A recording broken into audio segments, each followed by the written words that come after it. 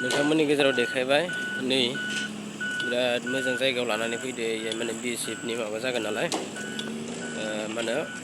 arms factory बे workshop जागोन इहाय बेखौ नोंथांमोननो देखायबाय बा देखायगोन नोंथांमोना नायलांबाय था आरो चेनेलाव जुदि नोंथांमोना गोदानबा चेनेलखौ अननानै साबस्क्राइब खालाम लाइक खालाम जाहाथे आं बिदिनो नोंथांमोननो देखायनो हायो बे 9 तारिखै जागोन 9 तारिखआव अमित शाह फैगोन बे इन'ग्रेसननि थाखाय प्रमद बर' फैगोन बेनो नोंथांमोना देखायबाय जायगाखौ माबायदि नोंथांमोननो देखायगासिनो नोंथांमोना नायलांबाय था आरो नोंथांमोना जुदि चेनेलाव गोदानबा चेनेलखौ अननानै साबस्क्राइब खालाम आरो नोंथांमोननि गेजेराव बिदिनो नटिफिकेसन लानानै फैबाय थानो हायो बिराद मोजां जायगाफोरा साफाथार नुबायना बेनो जोङो नायफैबाय बिराद मोजां बिजाबो दंजोबो बिराद मोजां ना मोजां नांदोंना जायगाखौ नायफैनानै BSFनि बे जाबाय बाक्सा जिल्ला तामुलपुर जिल्लानि सिङाव थानाय बेयो नाग्रिजुलि ओनसोलनि घिलाजार कालसिनि घिलाजार बे माने दै गेजेर पल्डिया बे दैसायाव जागोन नोंथांमोना नुगोन माबायदि जागोन आरो गाबोनबो मोनसे बेनि सायाव ब्लग लानानै फैगोन नोंथांमोना नुलांबाय थागोन नोंथांमोना देखायगोन नोंथांमोना भिडिअखौ जोबजासिम नायलांबाय था आरो चेनेलाव गोदान बावनानै चेनेलखौ साबस्क्राइब खालाम लाइक खालाम नै बिजाबो दंजोबो गासिबो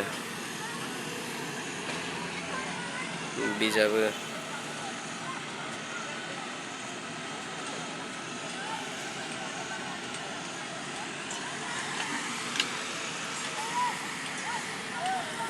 बे जायगायावनो जागोन इन'ग्रेसना बिराद मोजां बिराद साफा जायगाया हर सान मावगासिनो माने हरमानि मावगोन खामानिफोरखौ समान खालामगासिनो गेदेर मानसिफोरा दोङो इनि आथिं हेबलायना दोङो बैफोरजाबो दंजोबो तुम्बु सोङै सोङै दंजोबो बहुद दोङो बहुद माने बहुद दोङो गाबोन नोंथांमोननि गेजेराव बिदिनो ब्लग मोनसे लानानै फैगोन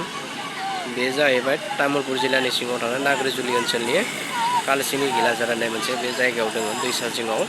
बे आर्म्स फेक्टरि जागोन नोंथांमोना नुलांगोन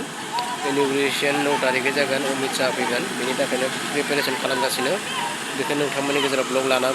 देखायनो होननानै ब्लग लानानै फैबाय नोंथांमोना जुदि चेनेलाव गोदान बावनानै चेनेलखौ साबस्क्राइब खालाम देखायलांगासिनो नोंथांमोना माबायदि बानायगोन माबायदि मावगासिनो खामानिफोरखौ बै तुम्बु सोंनायानो टेस्टियासो बा फाग्ला हा मावग्लुंजोब्बायथ' हेलिकप्टार बाग्रा नङा गारिनि थाखायनो हाया मावदो गोबां मानसि नायनो फैदो नै ओइ बे गारियानो हाखौ मावदो बेयो गोबां मानसि फैदो नायनो जोंबो बेखायनो नोंथांमोना देखायनो होननानै फैबाय गोजायफोर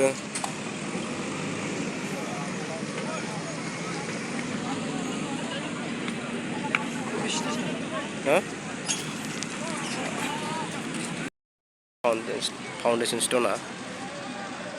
बिराद साफा अमित शाह फैगोन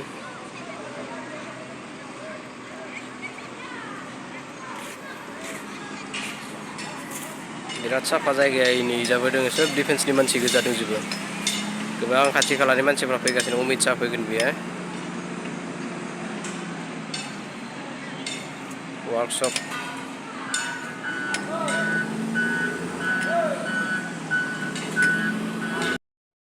कुलारफोरा नै बिराद गिदिर गिदिर गोजा कुलारफोरा बानायगासिनो ना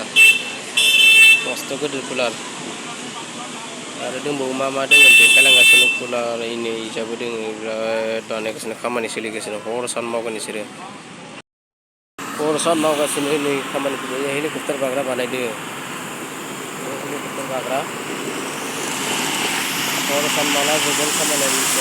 खानानै जोङो मानसिफ्रा गैया फाग्लासोलै बेयो माने हेलिकप्टार बाग्रा बानायगासिनो मावगासिनो हेलिकप्टार बाग्रा बे हेलिकप्टार बागोन बानायगासिनो ओइटसाबो दंलायो ओइटस लिरनाय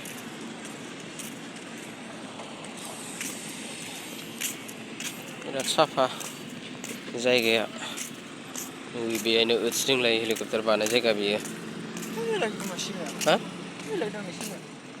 हेलिकप्टार बाग्रा जायगा बियो मावगासिनो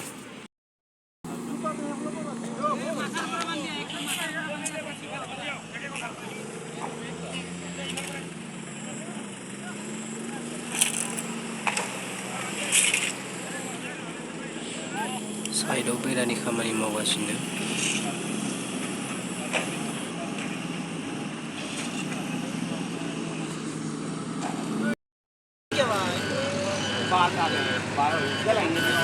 बेनार बानायदों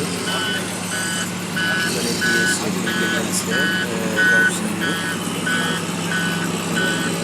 लिगेलि बेयो मोनसे मेसिन कनभेनसनेल मिलिं मेसिन बे मेसिनखौ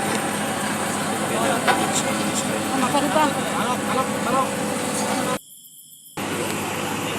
बानायगासिनो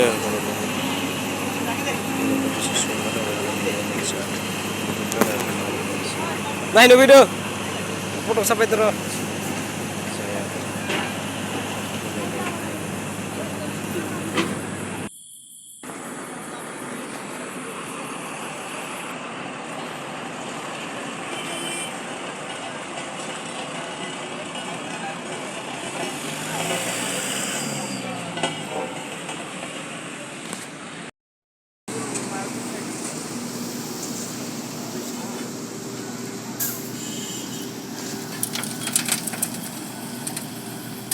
मावगासिनो खामानिखौ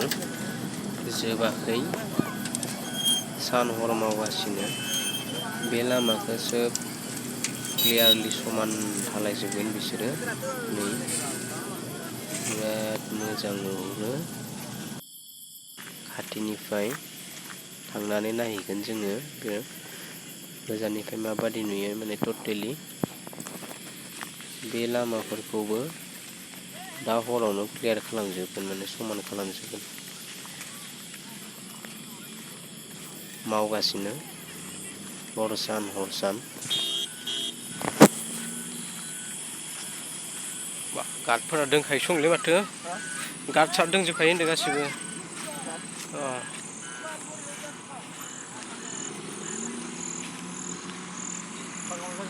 हा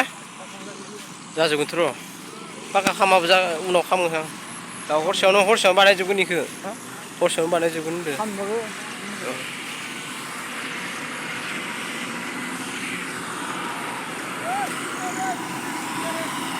नायजोबबाय